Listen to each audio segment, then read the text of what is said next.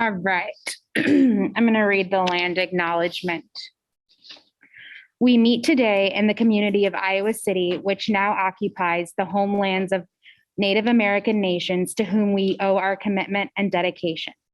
The area of Iowa City was within the homelands of the Iowa, Meskwaki, and Sauk. And because history is complex and time goes far back beyond memory, we also acknowledge the ancient connections of many other Indigenous peoples here.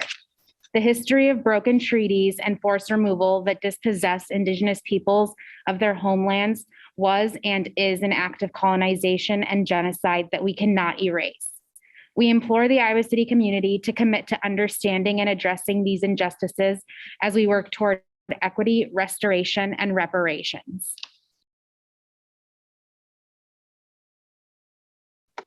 We can't hear anything on the Zoom. Are you muted on? Did you not hear me at all? I heard you, but when you mute yourself, I can't hear anything. Okay. There. Okay, so next is the approval of the meeting minutes from December 16th. Is there anything that anyone wants to update or change on those meeting minutes?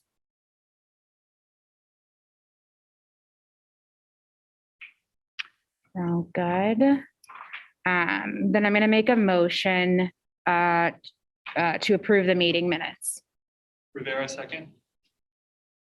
Commissioner Ali, Yes. Commissioner Miller, Yes. Commissioner Yapula, Yes. Commissioner Johnson, Yes. Commissioner Rivera, Yes. and Commissioner Miller. Yes. Thank you. Perfect. Next up, we have public comment of items not on the agenda. TRC members shall not engage in discussion with the public concerning said items. We're going to start with members of the public that are on via Zoom. If you want to raise your hand, if you have a public comment, and we'll call on you.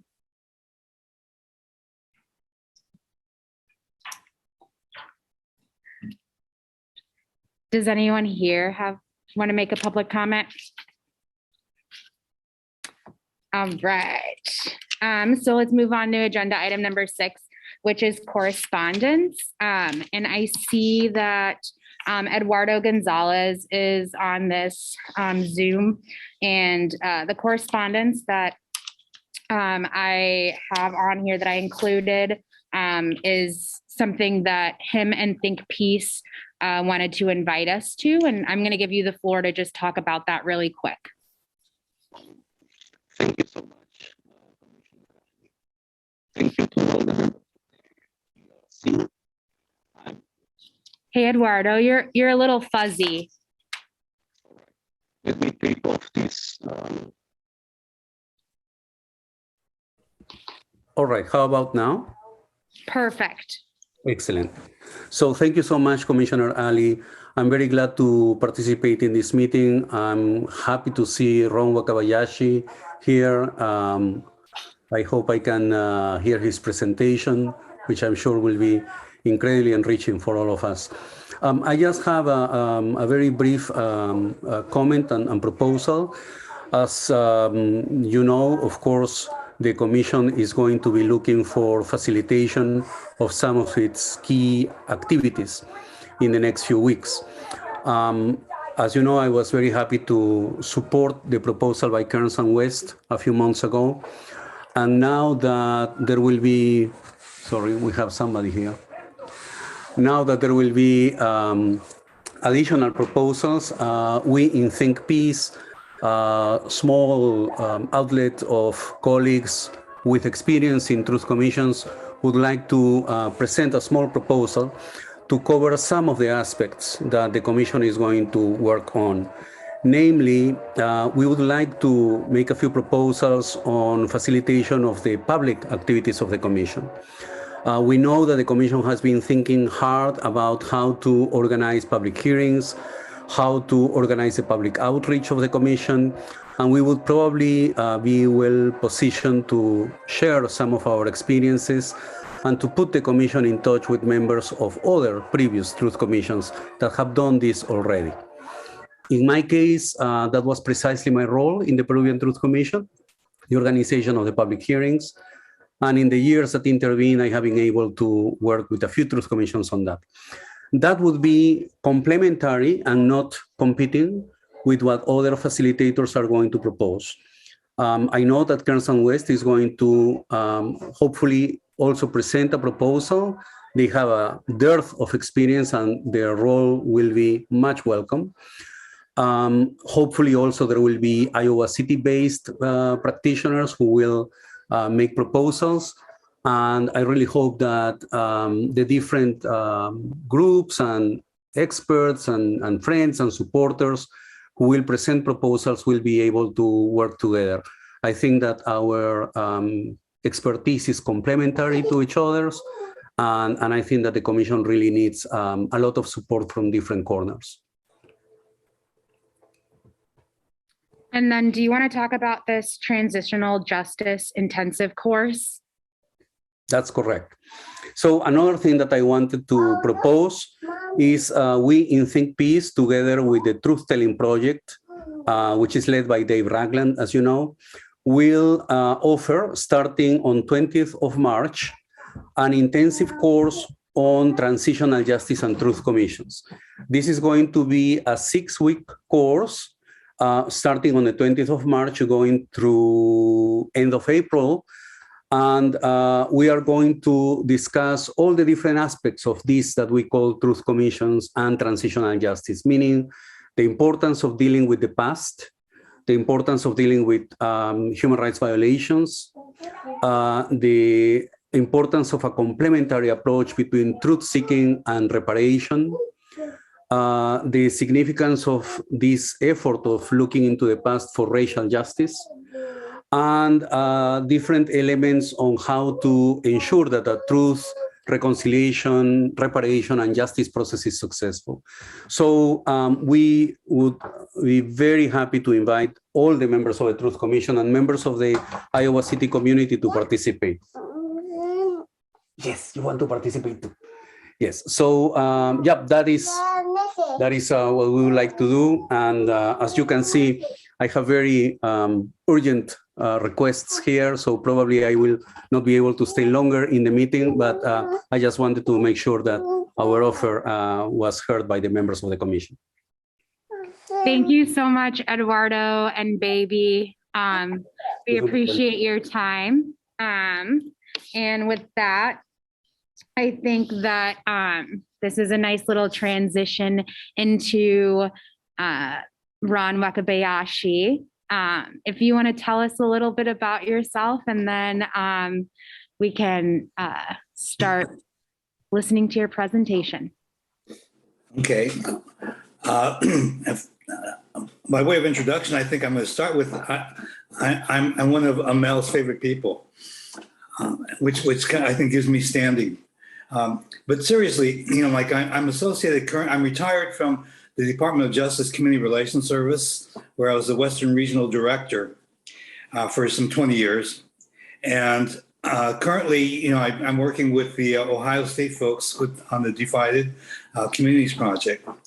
Probably most relevant to this presentation is that, you know, I was the National Director of the Japanese American Citizens League during the time period where the organization had as its principal mission you know, the conduct of legislation before the federal government that called for, you know, a formal apology from the federal government and compensation for the wartime internment of wartime incarceration of Americans of Japanese ancestry, which included, you know, most of my family. I was born while the camps were in operation, and technically I was in the custody of federal government and excluded from the West Coast, but I did not reside in one of the concentration camps.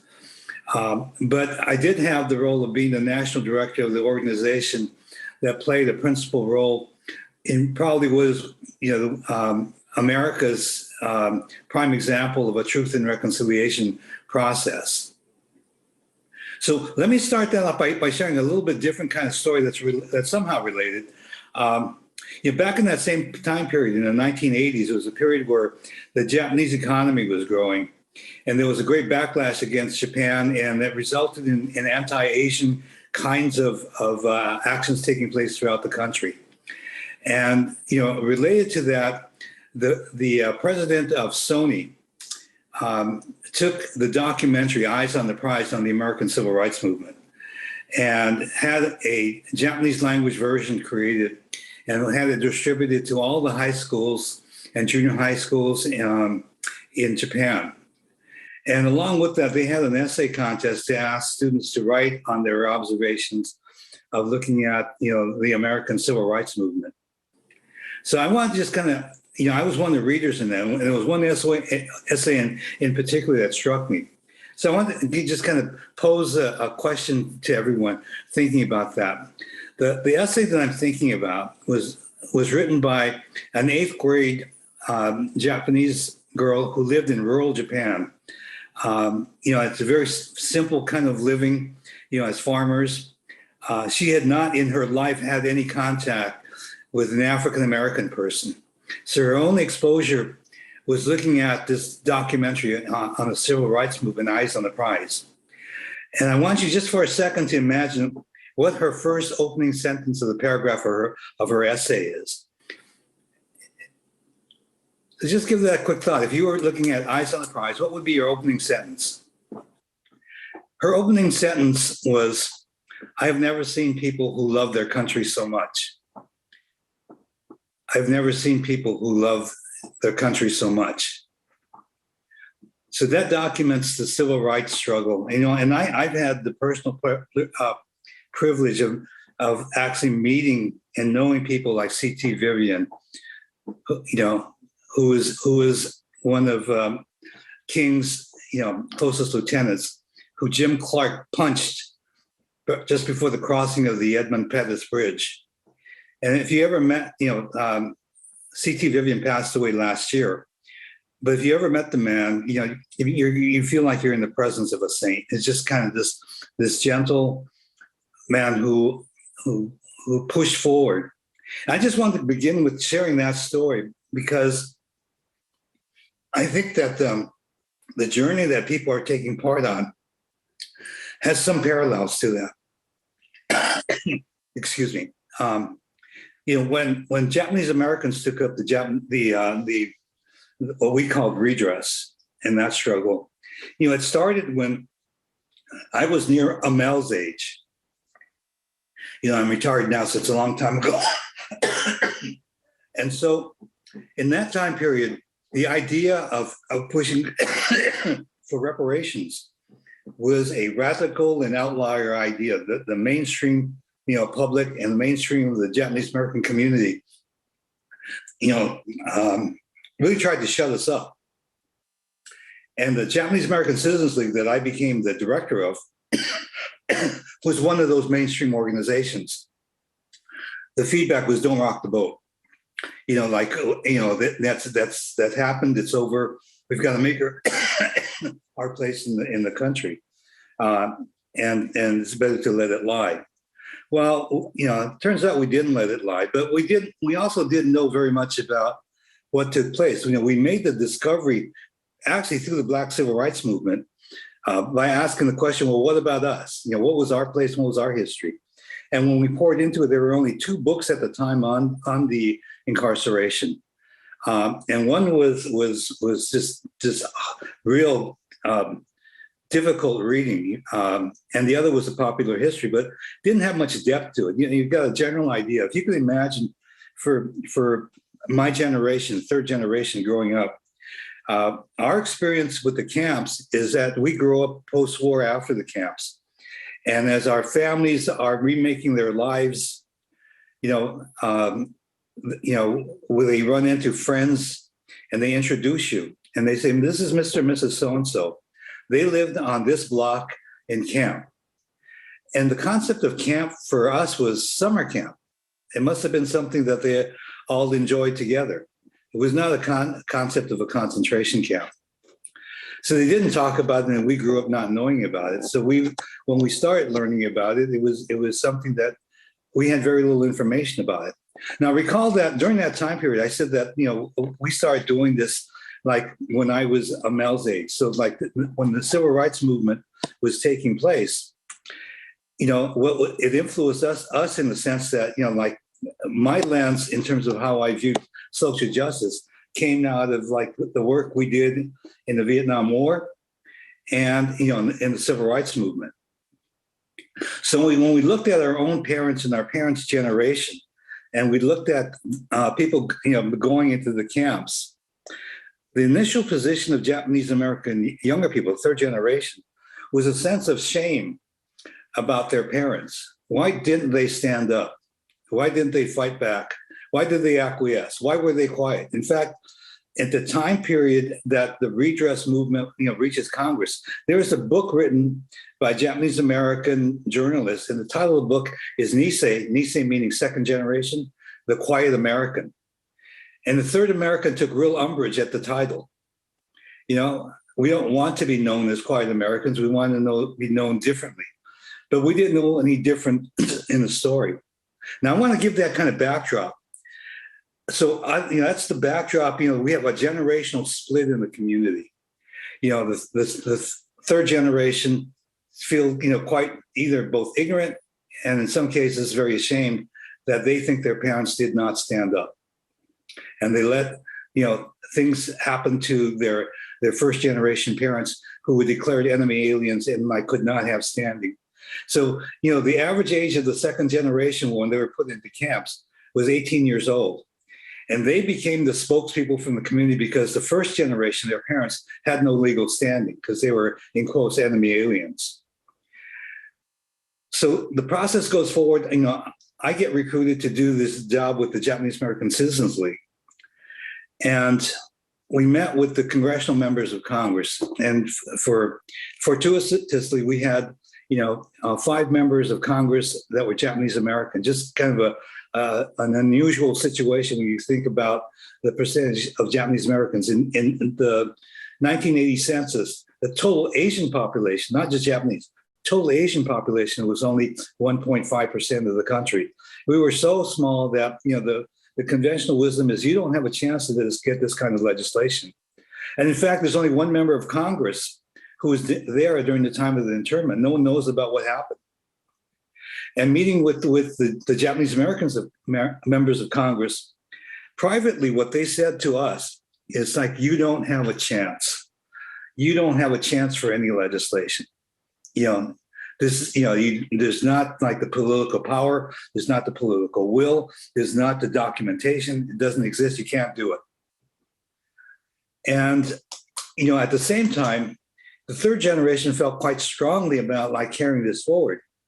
And so, well, we're going to continue it forward. And even if we might fail, that we may not get successful legislation, what we did understand is that we had a powerful opportunity to have a remarkable public education campaign.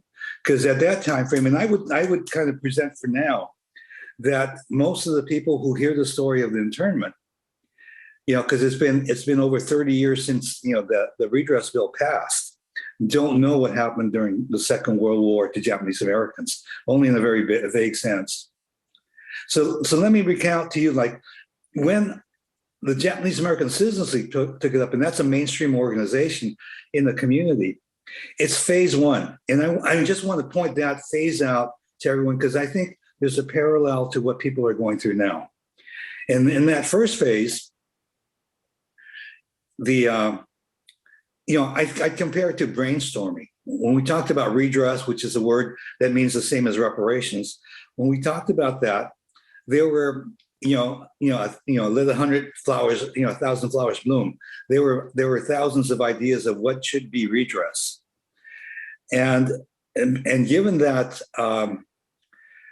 human nature, what it is, testosterone and ego and everything else becomes involved. And it was a very divisive period in the community. We couldn't agree. And that eventually kind of shakes out, and then to a cottage industry level, where there are about 3 different approaches that are talked about. One is, a process of a direct litigation, a class action suit. Another is to go in straight with a bill in Congress saying these are the reparations that we demand. And the third was one that was called for a commission, and it was the most unpopular of the choices overall in the community. There was no group that stood up and said we propose to support the commission approach as our primary strategy. Everyone was opposed to it. So I want to point that out to you as well, that in the very beginning, the commission idea was rejected because people thought it was indirect, that it was not going directly to the question and getting a response to what had taken place. What we didn't understand is that the commission process, and the commission process initially was designed to have only subject matter experts be the primary people testimony, so they can capture and create, a historical record of what took place. But, the community push on it is like, no, we would want the people in our community to tell their stories about what the internment experience was, it was like, be uprooted from their homes, taken to barren, deserts, put in barracks, and having to live there for 3 years, not knowing what the outcome of their lives would be from then on. So, in going through that process of hearings, our discovery was that the generation that went through the experience didn't want to recall it. They didn't want to testify. They didn't want us to bring the subject matter up. And I did a thing with, I had about 30 chapters in the Bay Area, and I got the chapter presidents, people who are used to speaking in front of public, of people who were leaders in their own communities, said, would you guys be willing to try this? We'll do a dry run, take a 5-minute vignette about the camp experience. I'm going to get some of the San Francisco Board of Supervisors, some judges, and some authority figure types to play commissioners. And would you guys just do a walkthrough, just see because we had an experience what a commission was like. First guy gets up, and just a few lines into his testimony, he couldn't continue. And the second guy, and these are all men, community's fairly chauvinist, he couldn't finish. And the third couldn't finish, and the fourth, and the fifth. And 30 men that day couldn't complete a 5-minute practice testimony. And it scared me. I said, what's going on here? Yeah, I know these people. They're not afraid of speaking in public. But when we asked them to talk 5 minutes on the camp experience, none of them could finish. So we knew we hit something that we needed to be thoughtful about. That there was some deeper pain in the experience that they went through that we didn't understand. We, meaning the younger generation that was pushing all this. As we went through this, the process still went forward, and many groups work with the community to help them prepare testimony. And that was the process. And I want to underscore this when you think about commission testimony. This is the storytelling, the public engagement phase of it. When that was taking place, there were some 750 people that testified at 10 hearings around the country.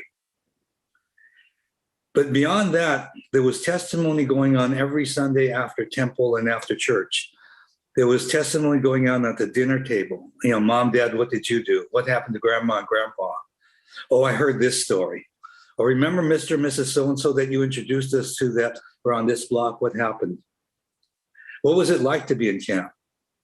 And through that process, there was a discovery of the experience of what the whole community went through. Not kind of just a snapshot of one or two people, but with the whole community. And some of the things that were found in there was, well, one of the things was that there were veterans. And if you looked at the Japanese American members of Congress, the two most senior members were Senator Danny Noe and Senator Spark Matsunaga. Both of those guys served in the 442nd. Now, the 442nd initially was suggested by Japanese American community, by the Nisei, as saying, can we have because they wouldn't let them in the service because we were not to be trusted. They suggested that we have a segregated, battalion composed only of Japanese Americans. And they further suggested that there would be a suicide battalion to prove their loyalty. They went on to win 7 presidential citations. No other unit of that size in time of service has ever had 7-unit citations. And if you go through the readings of them, it's really quite remarkable. And remember, I came through an anti-war period. I'm not particularly fond of military stories and those kind of things. But I found their stories really quite remarkable. And when I read their mail, that they sent to their girlfriends and wives, they would write the regular kind of mushy romantic stuff. But they would also write about, okay, we know we have to be there and we have to be, a major piece of showing our loyalty because that's part of the case we have to make. So in the World War II, if a unit took 50% casualty, it was retired. The 442nd took 350% casualty, meaning that the total unit had to be replaced 3.5 times. 3.5 times they were completely wiped out. And that's a story we didn't know. And all of a sudden, as we knew that story and we heard that story, you know what happened? The community that felt ashamed of its elders had elders that they were proud of. And if you listen to the testimony of the commissioners, of the people testifying, the young people testifying at the beginning of the commission hearings, they literally said how they were ashamed of the community response. By the end of those hearings, the voice of the third generation was talking about, we deeply appreciate what the second generation did. And we're so appreciative of it. And we're so glad that we had a chance to learn what took place and understand it, in a way we did not, and we're not able to understand it before. When I left the JCL, they let me do kind of a victory lap with the chapters and go speak to them. And one of the things that I did was talk to them about and ask them about, look, we got redress. It's not a huge amount of money, but $20,000 was enough to be significant where it wasn't insulting. It felt to most of the community sufficient to be a serious statement on the part of government. And in fact, it's nowhere near what the actual cost of 3-4 years of incarceration would represent. But it symbolized enough seriousness that the community said, it's enough. But when you talk to the folks and say, what was the most important thing about the redress effort? Was it the money? And, I went around literally asking people, what are you going to do with it? And they would say, I'm going to take a trip to Japan. Oh, I'm going to pay for some of my grandchildren's education. Oh, I'm going to donate it to the museum so they can capture the history. Or I'm going to do this and do that. Actually, the best response I heard was an elderly woman, dark-skinned, very leathery. She came up to me in a crowd of people to say thank you.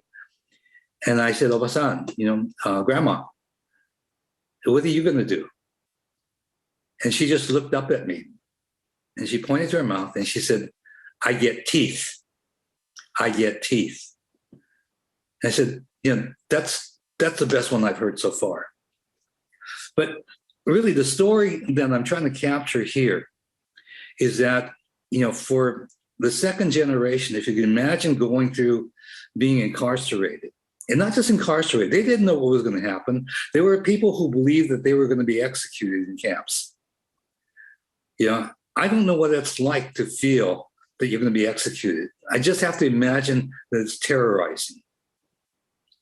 In the camps, remember I said the 442nd took 350% casualty. When there was a mail call, mothers did not go out to get the mail. Because on one hand, they wanted to get the mail, from their sons, in the battlefront.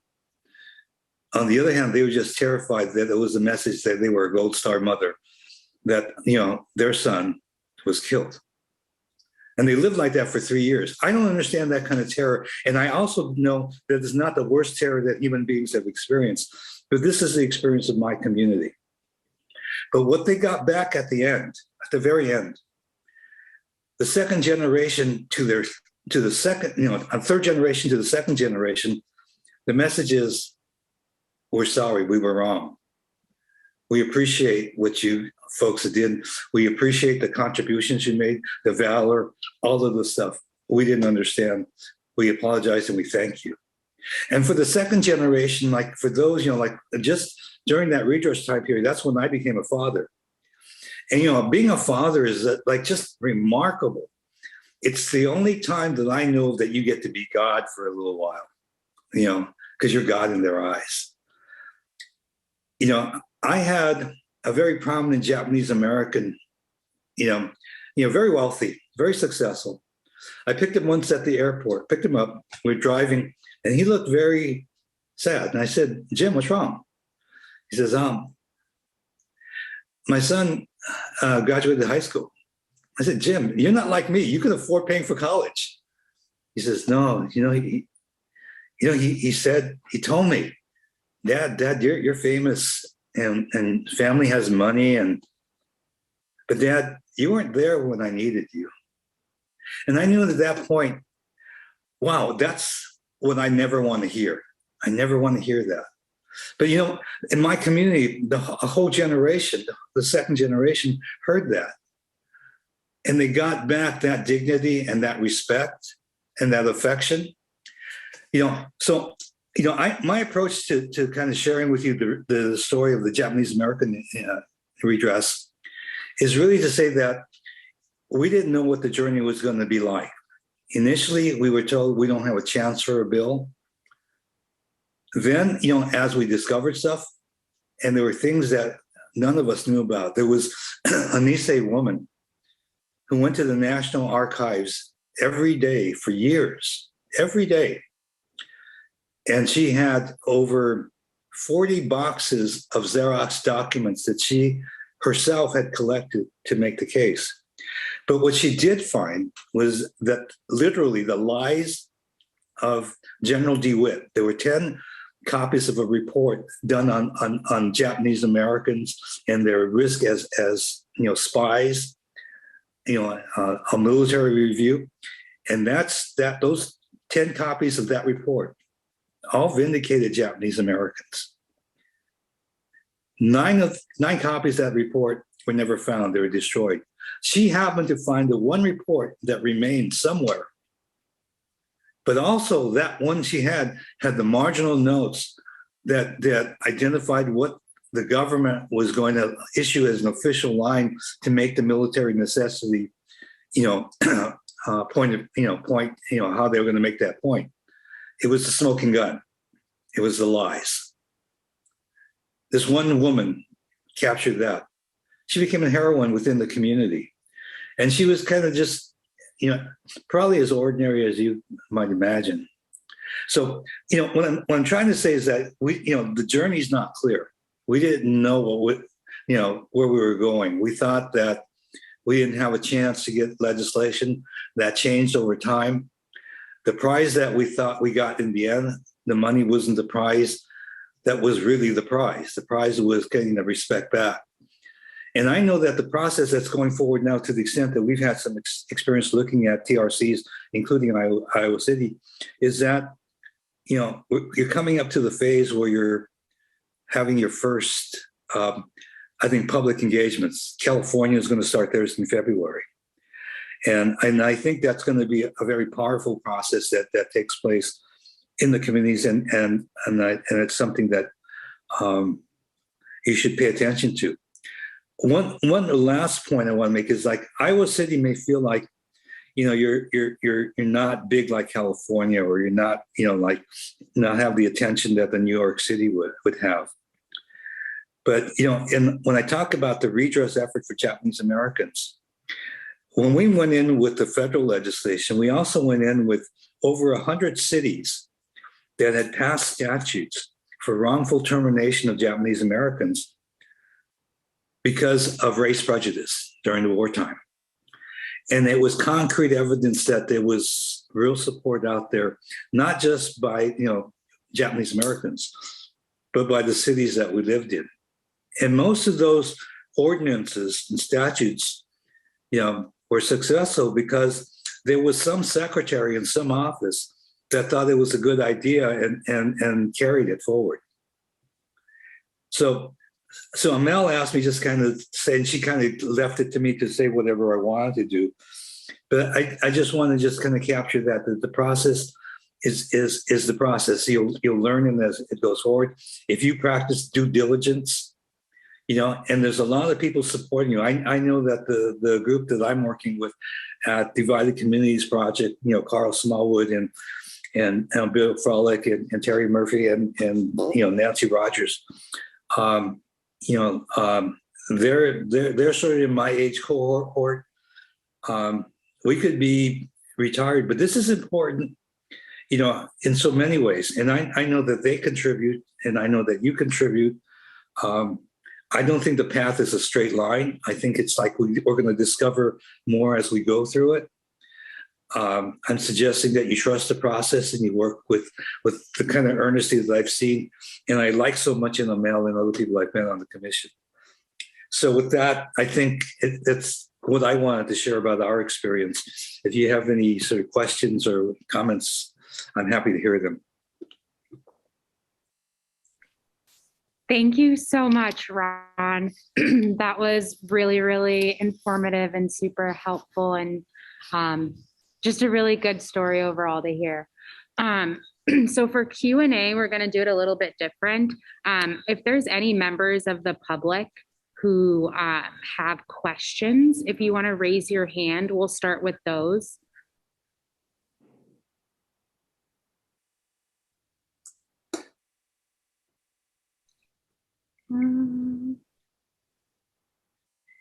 By the way, Amel, I have no visual.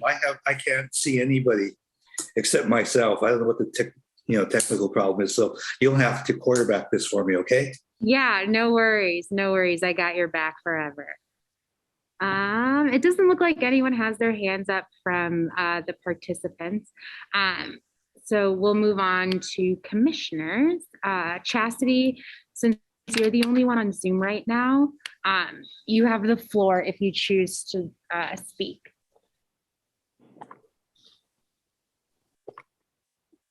I don't have anything at this time. All right. And does anyone in here have any questions? Look at that, Ron. You did so good. No follow-up questions or anything. Well, Do we have like follow-up, like documentation kind of? yeah, I could ask him if you want to. So what Mohammed was asking, if there was any like follow-up documentation or anything that you can share with us. I don't know if you saw it, Amel. I sent you like a video clip of some of the hearings. Yes. Yeah. I think that gives a good snapshot because it's real people talking. It's in this. I think it was about 15 minutes. Yeah. I would suggest that to people because I don't know that we know what's going to take place as you get public engagement. I met. I had breakfast with a friend of mine, Dominique DePrima. Dominique had worked for Stevie Wonder's, station in LA for 20 years doing the talk portion of it. But she's joined Travis Smiley. They have an all talk, Black radio format. And when I was saying that the testimony doesn't just go on at before commissions, it happens at the kitchen table. It's mom, dad, what are these stories? And there's more. I mean, there's so many stories, and it's complicated right now. There are questions like, reparations for who? People who are direct descendants, people who are impacted in different ways. So there's a lot of questions that are going to come forward, and there's the conversation is important. I don't know, people remember back, there was a controversy once where in Jena, Louisiana, there was a tree in the high school, and the white students said black kids could not be in the shade of that tree. And, Tom Joyner and Tavis and a bunch of people picked up that issue. And 30,000 people hit Jena, a town of 3,000, to protest. So I think the impact of word of mouth is really very strong. One that we don't even understand the potential of it yet. So it's sitting out there because once, like New York is in the stage where, their recommendations will automatically become ballot measures. That's going to be a buzz. California is going into their community engagement phase. You guys are further along, and Evanston and other cities are further along. You're at the front end of all of this, and I think it's difficult to see where that wave is going to take all of you. But I mean, do understand you're in a historic place. Thank you. It looks like we do have someone from the public who has a question or comment.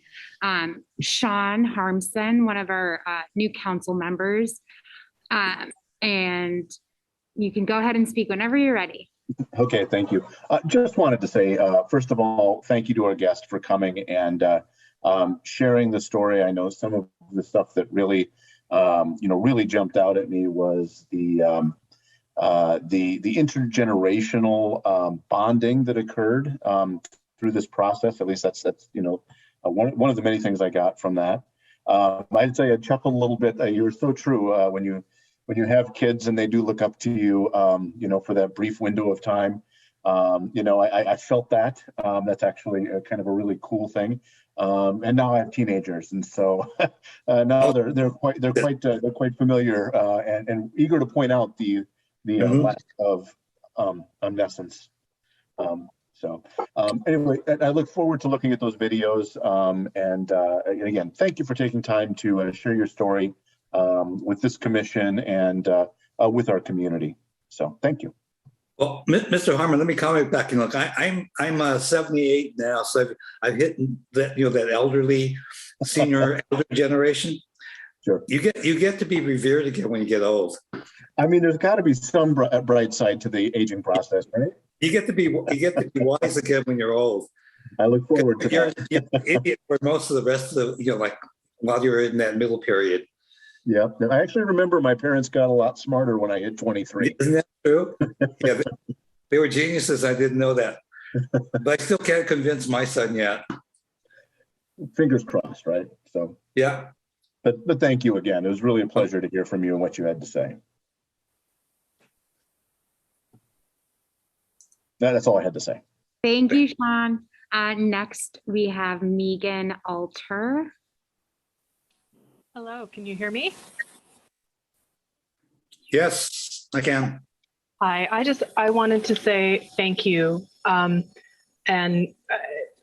I was struck by so many things that you said, but probably the biggest one was the way in which the work that you've done, you literally embodied it as you were telling the story.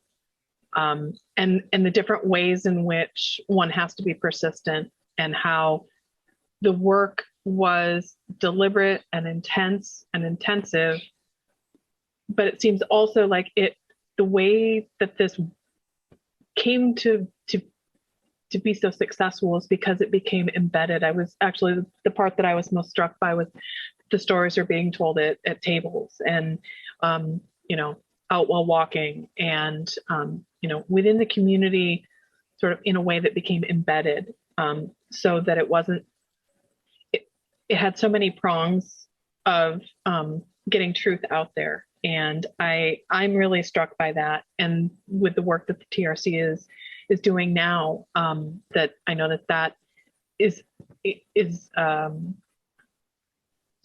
both a goal and a tool that I think that they've been working towards. And it's been really hard with COVID. But I'm just so immensely grateful that you came to speak, because it really put so much into context for me and I appreciate that very much. Well, thank you.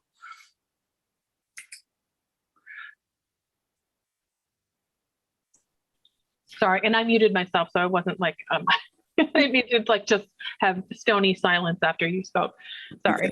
No worries. I think we got someone here with a question. Hi, Ron. I'm Commissioner Rivera or Kevo. It's very, very nice to have you. Thank you for joining us, for being a resource to our chair and vice chair throughout this whole process, and for joining us tonight so that we can hear from you directly. I think that there was a lot that I took from you kind of sharing those stories and that perspective. One of the hardest things for me, I'll speak for myself only, throughout this whole process was to trust the process, right? There's been a lot of moments that have been sort of flashpoints that could have at any point really stolen my joy for being a part of this. And certainly there's a lot, I think, of challenges that lay ahead, a lot of really tough things that we'll probably encounter that will add on to some of the tough things that we've already experienced. But what I appreciated about your sharing of your experience is that, you know, there will be a story that comes out of this that that will really benefit us as long as we sort of keep the hope and keep trusting the process and commit to what it is we set out to do. So thank you, and thank you for sort of recognizing some of the feelings that we have in terms of of being, you know, in a historic moment and trying to sort of write our own future and history at the same time. But I also really appreciated hearing so many of your experiences echoed in mine. It helps us, I think, feel less alone in this. So I hope you'll continue to be a resource to us. I'm sure, you know, we still have so many questions that we don't even know need answered. And so we're so lucky to have your wisdom guide us. Well, yeah, well, do know that I'm Amel's best friend now, so that will continue. And I want to remind, like, I started with that story about the eighth grader in rural Japan when she saw the story of African Americans in their struggle. You know, and I don't know that an American would have written that sentence. I have never seen people who love their country so much. They may have said other things, but, you know, she saw it through fresh eyes. And I wanted to share that story because there are sometimes things that we can't see because we're too close to it. There's a perspective that's missing. So when someone, you know, like halfway across the world looks back at it and says what they see, you know, it may help us have a perspective on what we're doing. Thank you so much, Ron. You're incredible. I will be texting you and utilizing you and coming to you with all of our questions. And I'll get that video that you had sent me forwarded to Stephanie so that she can forward it to all of the rest of the commissioners and the counselors as well. Okay, and I'll keep sending you things I run into. Good, Okay? I love it. Yeah, thank you so much, Ron. Okay, everyone, and I know it's cold out there. It's what, it's 0? We don't like to talk about it, okay, Los Angeles? It was 74 here today. Oh my gosh. Not all truths are good truths. Not all truths are good truths. There you Okay. go. I spent the morning walking on the beach. Okay, are you done now? Okay, thank you so Okay. much. Okay, bye, folks. Bye. All right. So the next few things, I'm just going to try to go through them really quickly. That way, the commissioners who are here in person are able to get home at a reasonable time before it's too cold. So let me. Our next agenda item is number 8, protocols for 2022.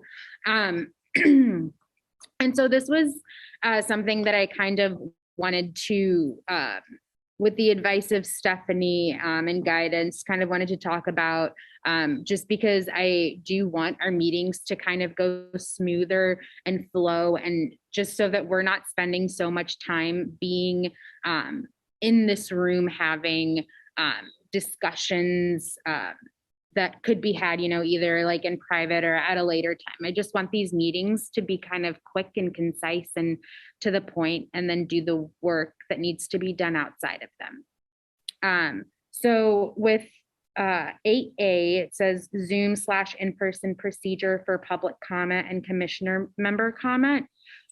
So kind of like what we did tonight, first, commissioners who are on Zoom or public commentators who are on Zoom will have the chance to speak first, followed by those who are in person.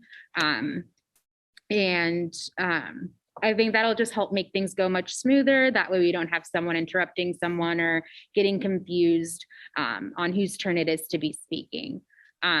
So the procedure for handling commission updates, that's 8B.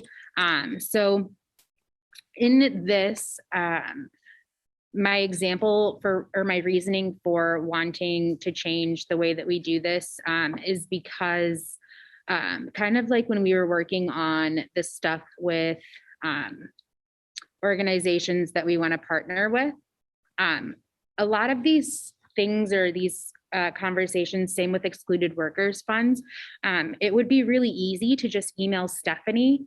And then that way, when we already have that update before the meeting, and then any questions or concerns would be given at that time. So for example, Commissioner Harris has kind of been our go-to for excluded worker fund updates. And so if he would be able to, and Steph, you might have to correct me. I wrote 6 p.m. on Monday, the week of our meeting. Is that okay? Monday. Okay. So, so if Commissioner Harris had updates regarding the excluded worker funds, he would need to email those updates to Stephanie by the Monday, the week of our meeting. And that's just so that we can all read it, be on the same page, and then any questions or communication during our meeting would just be questions that, like, clarifying questions. And then procedure for announcements of commissioners. It's kind of like the same thing. Zoom commissioners will go first, followed by commissioners in person. And then we want it so that you have only one opportunity to talk. And that way it kind of gives you the opportunity to plan ahead and know what you're going to say during announcements for commissioners. Does anyone have any questions? Stephanie. I was just going to say that generally speaking,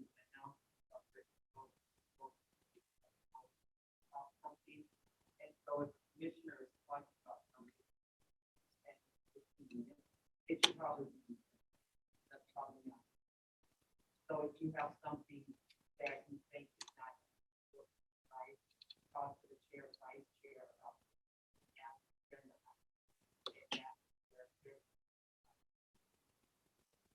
there can be an actual discussion.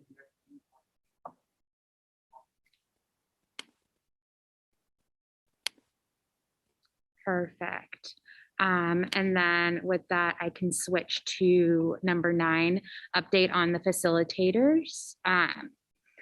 So Eduardo Gonzalez kind of talked a little bit about this earlier when he was talking about correspondence, how he was working with Think Peace to kind of create a small proposal along with Kearns and West. And I'm sure you guys all remember council's big thing was that they wanted someone from the community and not just an outside entity overseeing everything.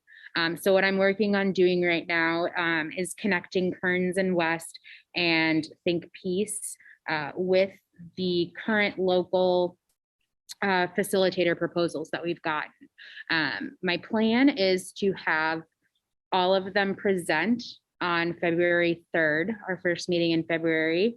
And then we would be able to do the interview process then and vote that way. By our second meeting, we will have a decision from council whether they have approved or denied the proposal. And as far as details to each of the proposals, I'm not quite sure yet. It's kind of changes and fluctuates. Eduardo's main thing was that he wanted to just have money set aside for coming and physically being here, or Dave Regland to physically be here, but it doesn't seem like it's going to be anywhere near the almost $200,000 mark that was before, since they're kind of all collaborating and working together. And so I'm helping them facilitate that communication and get them connected with the local proposals, and hopefully they'll be ready to present on the 3rd. Does anyone have questions about that? So just to clarify that what you're sort of proposing in terms of how we go about choosing our facilitator or facilitators is it'll be sort of Eduardo and working with some of the folks who already were a part of the Kearns and West proposal, and so they'll kind of be a given as part of the package. And then after that, we're going to be kind of looking at the proposals offered by more local folks to us who would kind of work together with Eduardo. Yeah. And so in my thinking of this, which I tried to think of how I could utilize a local person and an outside entity in the best way ever. And Mohammed and I had met with Kearns and West before Christmas. And I think that Kearns and West is going to be really helpful for like project planning, strategic planning, gathering all of the information and putting into recommendation form. Whereas Eduardo and Dave and Auntie have so much knowledge when it comes to the in-person events and how we should communicate with people telling their truths and what that is going to look like. Stuff that probably Kearns and West doesn't have as much knowledge in. And that's where I see those two pieces fitting in. And then, the third local person would work with Kearns and West and kind of see how their ideas mesh and where they can find a common meeting ground. And if anyone has any questions, please don't hesitate to text me. I can update anything on that. But that is all I have for the facilitator update, and seems like our February 3rd meeting will be a very exciting one. I'll just say thank you to you for putting sort of that frame together. I think that it's a good model for us. And I hope that it's something that will be really actionable for City Council and for us moving forward. And then also, thank you. He's not on anymore, but to our Eduardo for also really doing so much work for us without anything. Without anything. Yeah, he's taking care of his 2-year-old and is just zooming in. Yeah. So I'll let him know. We're very lucky to have the support that we're getting. Yeah. Okay, so sounds like we are on agenda item number 10, announcements of commissioners, staff. TRC shall not engage in discussion with one another concerning said announcements. Do you have anything, Steph? I just want to thank everyone. Sometimes technology not always available, but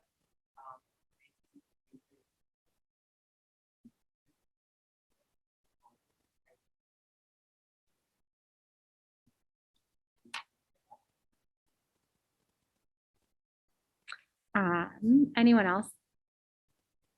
I've got one thing. So with the situation that happened the last time, how we canceled our meeting, I just wanted to kind of float this idea into everyone's head, something that we can think about or put on the agenda at the next meeting. For inclement weather, thunderstorms, cold weather, things like that. If there's like a procedure or something we want to put into the bylaws, like if by noon, if we're not sure, like I don't want you guys to be driving home if there's a severe thunderstorm warning and we're, it's getting poured on. So just kind of keep that in mind, because with winter, it gets super duper cold, and then we're going to kind of go into the springtime where it's going to start raining. And I just want to make sure that we have the best communication so that nobody's confused about whether we're having a meeting or not. And that can be something that we talk about at the next meeting too, but I just wanted to plant that seed in everyone's head real quick. I'll say that just want to thank everyone for participating from the public. I just want to just remind people the importance of good public health practices during this current Omicron surge. The business of this commission is safety and taking care of our community. And right now, one of the best ways that we can do that is just to make sure that we're continuing the safe practices that we've been employing throughout this entire pandemic. There's been a lot of changes within the local hospital systems in responding to things. There's certainly been a lot of stretching and flexing. And so, yes, please just keep taking care of the community in whatever way that you can by masking up. If you haven't gotten vaccinated, feel free to email me. I'd love to chat with you about, if you have more questions. And it looks like Chastity has her hand up. The first thing is I was not able to hear what Stephanie said at all. If anyone can repeat that for me. And the second thing is I just want to say Happy New Year to everyone. And to reiterate, I hope everyone's staying healthy and happy for the new year. So Stephanie was just thanking us for being understanding and working together just through the technical difficulties that with everything that's happening right now, and kind of trying to figure out how to make this work in the best way possible under these circumstances. Awesome. Thank you, Stephanie. All right. Motion to adjourn. I got one more. Oh. The Catholic Worker House, not this weekend, but next weekend. Look forward to the club to themselves, facilities. Check if they heard that. Did you guys hear that? Kind of.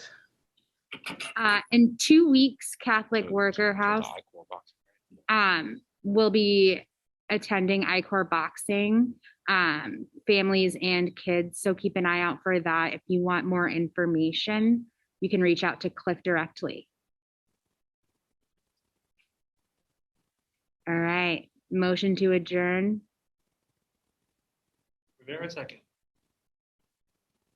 Cool, sweet. Bye, everyone.